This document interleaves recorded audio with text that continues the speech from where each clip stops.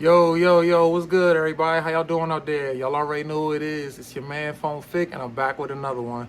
In today's video, I'm gonna be doing a tune-up on my 2011 Crown Victoria. Nothing special. I've already changed the oil, so my apologies. I didn't videotape that. But I'm gonna be changing out the coil packs, changing out the spark plugs. So y'all sit back, get ready. I'm gonna show y'all step-by-step how to do these things. So hopefully y'all can do your own when the time is right. All right, let's go. With the money, with the moolah, give me more for the worth. Blue honey, pop a smurf. 2-0 be the turf.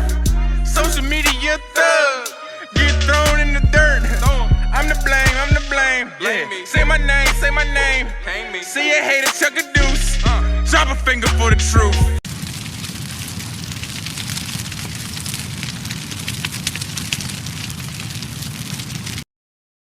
All right, so first thing, I'm gonna disconnect this tubing from the throttle body, and right here, I'm gonna move this piece right here so I can access the coil packs.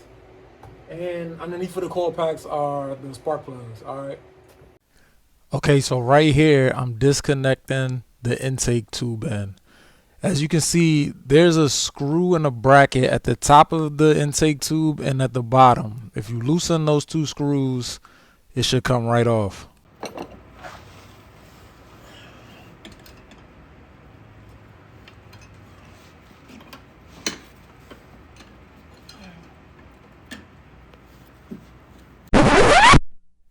Okay, let's stop right here.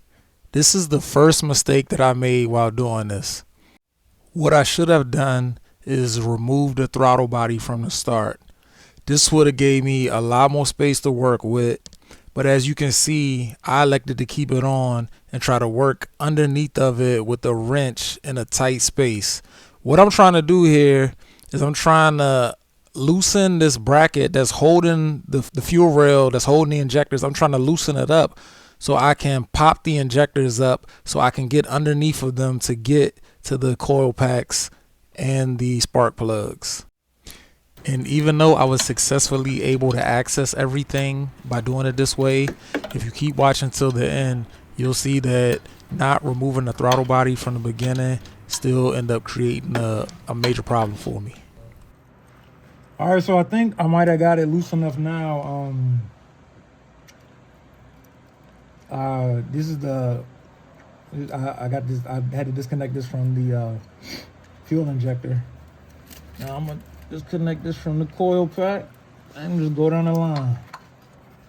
All right, so I can get to this one. Let me see, we can get all the way down. Ooh. Definitely don't want to damage this. Click the tab underneath, got it out. Click the tab right there. I don't know if y'all heard that click or not, but got those out.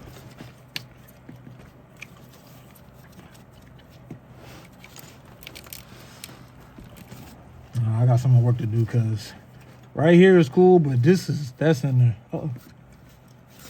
Piece of glove fell down there.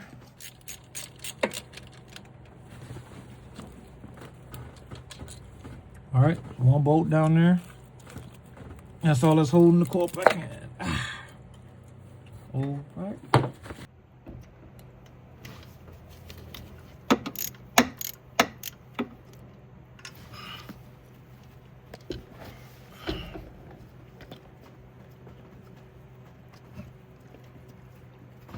I'm gonna try not to drop this joint.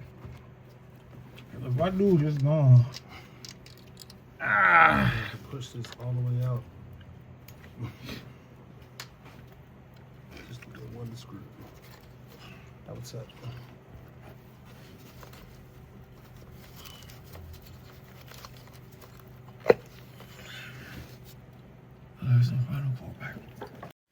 Okay, so I just pulled the final coil from the driver's side. As you can see where the arrow is pointing in that little hole, that's where the spark plug is at. So before I start pulling the spark plugs, I want to clean up a little bit because I don't want nothing to fall down there. Then I'm going to explain the spark plug gap process to you. Then we're going to pull the spark plugs. So look, Make sure y'all check the owner's manual. Make sure your spark plugs are gapped properly. If you see right here, it's giving me the specifications on the spark plugs. This side is for the 4.6 V8 just straight, and this side is for the 4.6 flex fuel. I have a flex fuel. So I'm gonna come down here, spark plug gap. My spark plugs need to be gapped between 0.041 and 0.047. These spark plugs are supposed to be 0.044, which will be right in between the specifications, so we'll be good if that's the case. So about to come through this. All right, not right there. Good. Let's check them, and I'm gonna check each one of them as I put them in. But now my little spark, my little gapping tool right here. Come down here to the skinny part. Start off down here. Go over, and we are right at 0.044. 0.444, whatever. Yeah, let me see. 0.44. Right before 0.5. Whatever. What I'm saying is I'm right in between 0.041 and 0.047. So we're good, okay? And that's how you do that. So these are good to go on. Motorcraft, I believe, are Ford OEM. So I stuck with those, all right? It's on? Yeah. All right, so look, I got this little shop vac. I'm gonna vacuum up. I took the coil packs out, as y'all saw, and the spark plugs sit directly below the coil packs. I'm gonna vacuum around and make sure no debris falls in, because when I take the spark plug out, you know, that spark plug, there's a hole straight into the cylinder. So we don't want anything to fall in there, obviously. When I take the spark plug out, I'm gonna take the old one out, put the new one directly in, so the hole, there's no hole in the engine just sitting there waiting for something to fall in, all right?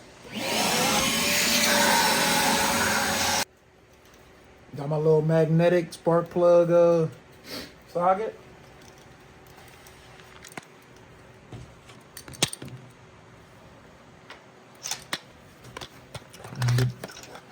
Here, Sean, get down, see if you can get down in there.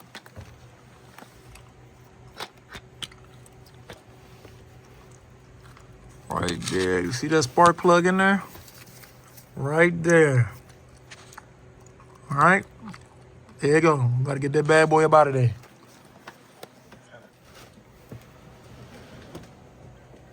Dang! Woo!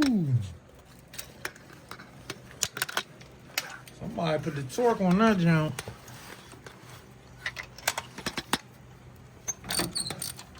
All right.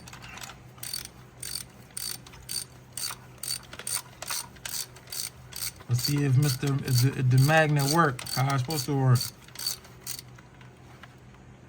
There you go.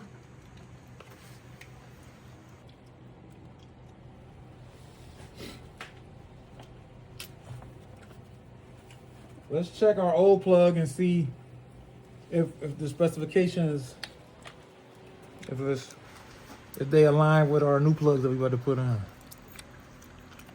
Yep, look at that. All right, same exact gap. Right in between the specifications, so we know we good. We can put our new plug in.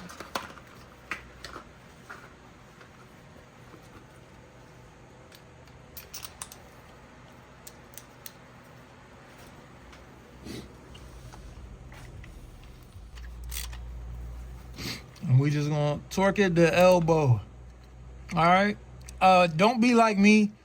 You know, find out what the specs are and torque it to specs. My torque wrench is acting up on me, so I'm not gonna use it today. I just, like I said, that's my torque wrench right there. All right, we torque that to elbow specs, and we gonna move on. All right, got that one out. Let's go on to the next one. So we're gonna put a little dielectric grease on there. I mean, seal it in, make sure no water or moisture get down in that joint.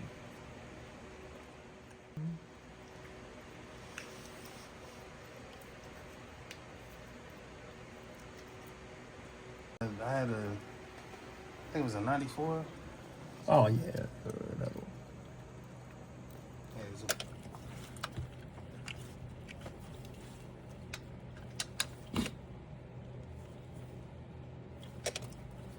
I don't have to Better me sniffing out of this on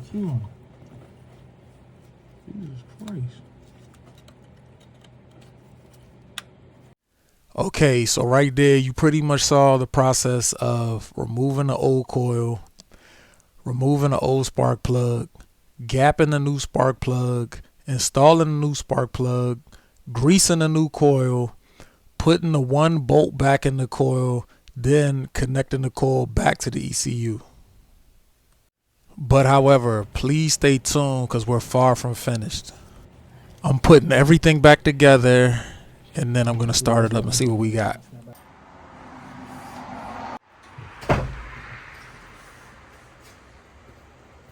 Alright, y'all, I got everything back together, all buttoned up, all tightened up. Now let's give it a start and see what we got.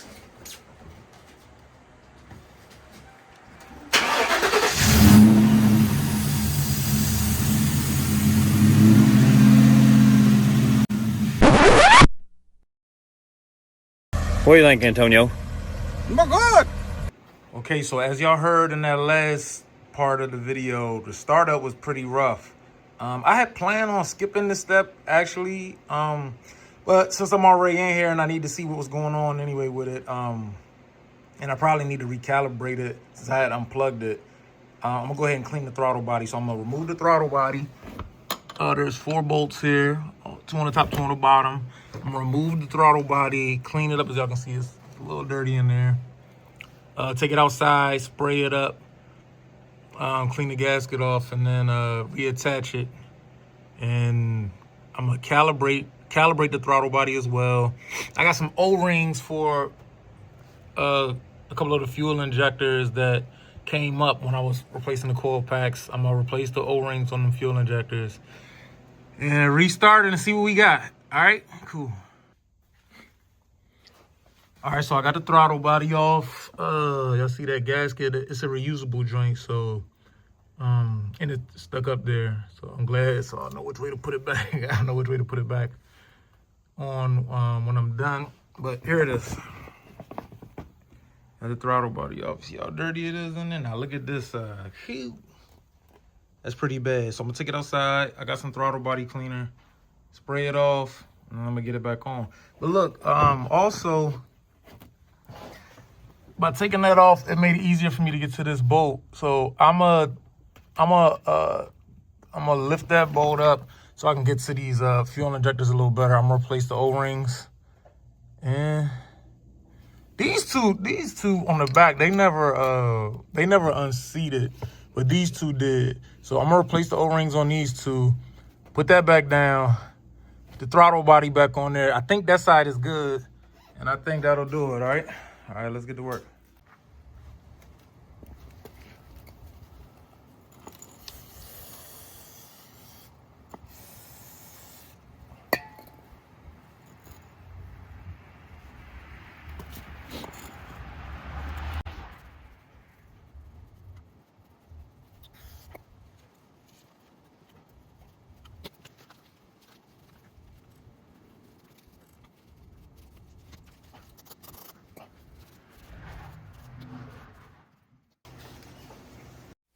All right, got that throttle body cleaned up and it's ready to be bolted back on.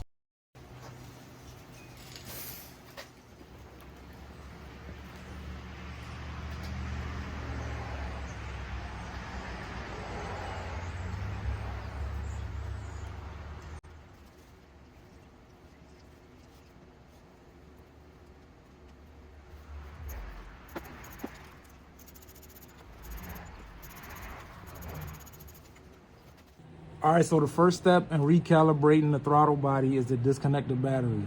I'm gonna disconnect it from the ground side, leaving the hot side connected. All right. You need to get yourself a little wire like this. I think they're called alligator clips.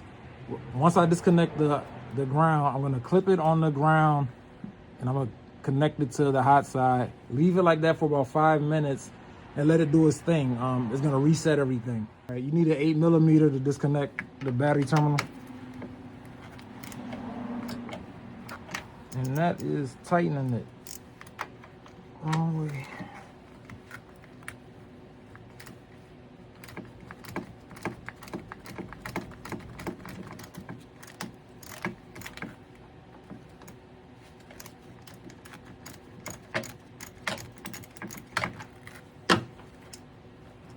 Okay, once you got it loose, put something up underneath of it to make sure it doesn't touch anything.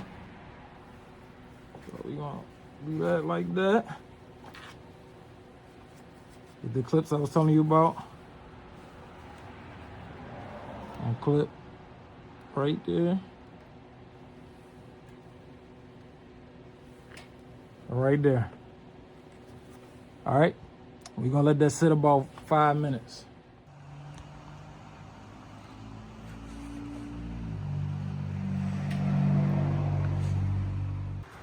All right, so that should do it. I've let it sit on there long enough. I'm gonna disconnect everything. Then we're gonna get the battery terminal hooked back on, and we're gonna start it up for the second time, and that should do it.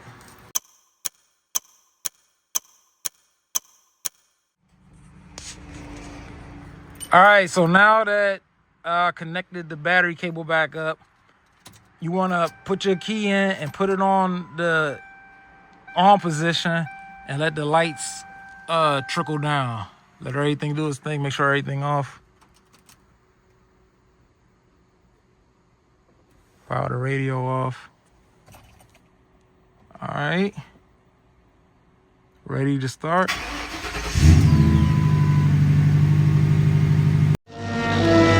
It worked!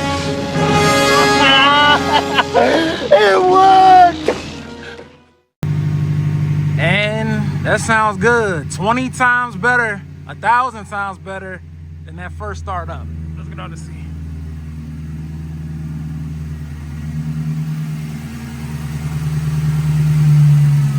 Oh yeah, that sounds normal.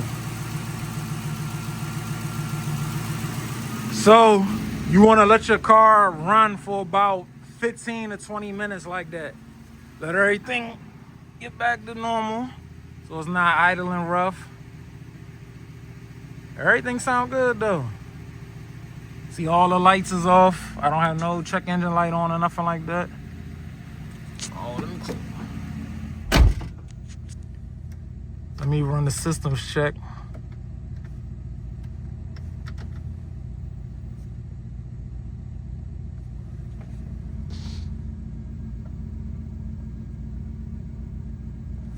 Everything is good. Everything is straight. So after I'm done letting the car warm up for 15 to 20 minutes, then I'm gonna drive it. All right, so the car's been warming up for a good 15, 20 minutes now.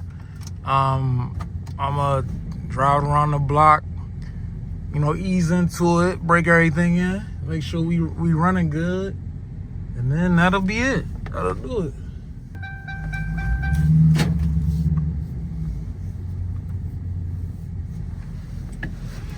Put my seatbelt on, safety first.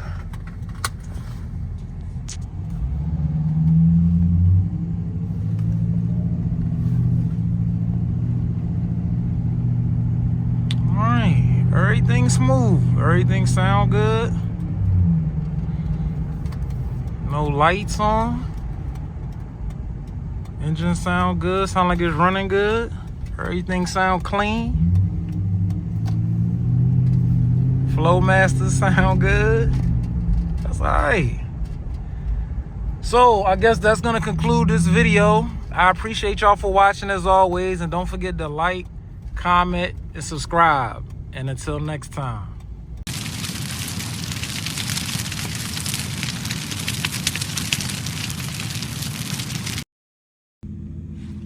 All right, there's a few things I wanted to mention before this video ends. Hopefully this might help somebody. Earlier in the video, y'all heard me mention that I had a flex fuel. I know that because of this sticker right here. So see how it says FFV? All right, that stands for flex fuel. Another flex fuel, excuse me. Another way you could tell is that yellow gas cap. All right, see how it says E85/gasoline? All right, that's another indicator of a flex fuel vehicle. So the second thing I wanted to hip y'all to was how brittle these connectors are. All right, be very careful when y'all are unplugging these and putting them back in. As y'all can see, I had to zip tie 2 of them because 2 of the tabs broke. while taking them loose. So be careful with that. We're gonna have to end up zip tying them, or possibly worse, replacing them. I think that's it. Everything else was straightforward. Oh no, one last thing I wanted to show y'all. Right here, this fuel rail that gave me so much problems that I took this bolt out to lift up to get to these coil packs. You do not need to mess with that at all, okay? This is my first time doing it on this vehicle. I didn't notice that I didn't need to lift that up until it was too late. But please, please, please, do not mess with that at all. You do not need to unbolt this, okay? These coil packs are flexible. You can access each one of them on both sides without doing anything to the fuel rail and the injectors, okay? So please, learn from my mistake. Let me know if y'all got any questions in the comments. If y'all need, I can let y'all know the products I used, all that. So hit me up, all right? Peace.